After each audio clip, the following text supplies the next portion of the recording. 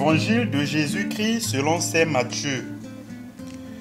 En ce temps-là, Jésus commença à montrer à ses disciples qu'il lui fallait partir pour Jérusalem, souffrir beaucoup de la part des anciens, des grands prêtres et des scribes, être tué et le troisième jour ressuscité.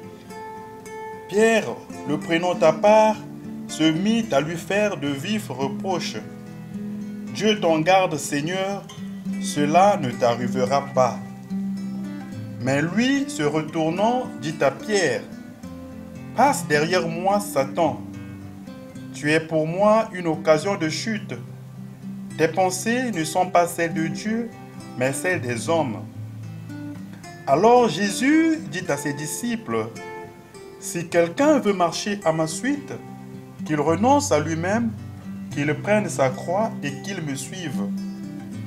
Car celui qui veut sauver sa vie la perdra, mais qui perd sa vie à cause de moi la trouvera. » Quel avantage en effet un homme aura-t-il à gagner le monde entier si c'est au prix de sa vie? Et que pourra-t-il donner en échange de sa vie? Car le Fils de l'homme va venir avec ses anges dans la gloire de son Père. Alors, il rendra à chacun selon sa conduite.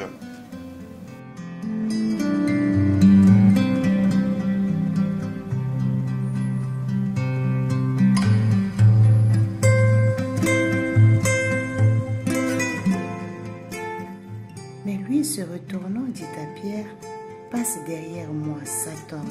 Tu es pour moi une occasion de chute. » Le même Pierre qui avait été déclaré béni par Jésus en reconnaissance de sa filiation divine, inspiré d'en haut et non par le sang ou la chair, est aujourd'hui rétrogradé, déclaré Satan et cause de scandale.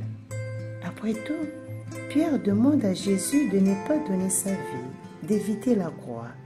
Mais cela n'est pas conforme au plan du Père. Ce n'est pas la façon dont la graine produit la plante et le fruit.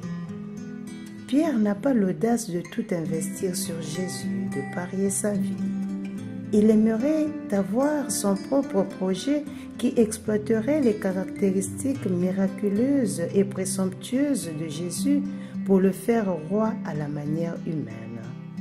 Mais Jésus annonce que le seul moyen pour lui de devenir roi du ciel et pour son peuple de régner avec lui est la croix.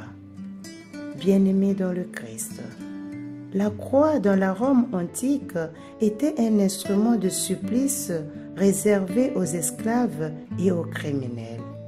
Et Jésus est mort cloué sur une croix. Dans nos églises, nos maisons et divers lieux figurent les croix. Quel sens cela peut avoir pour nous chrétiens? En effet, la croix, comme le disait le pape François, n'est pas un objet de décoration.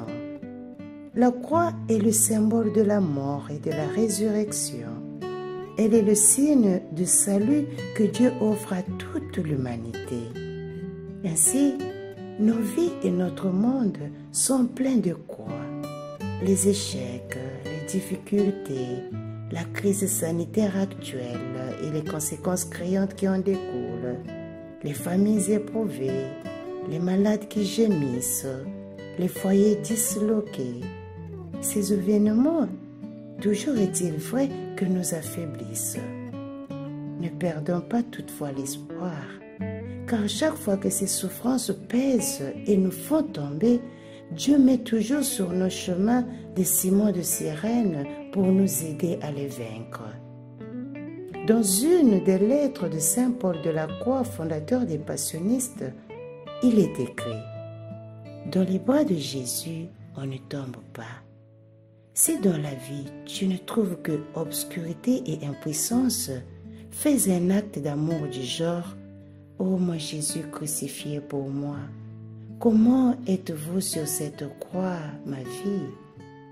Et après cela, ne fais rien de plus, laisse-le. Oui, ce n'est qu'en restant fermement attaché au Christ, en se laissant abandonner à lui, que devant les souffrances et tout vent contraire, nous pouvons avoir l'audace de le suivre et lui dire avec certitude et foi, Seigneur, que ta volonté soit faite.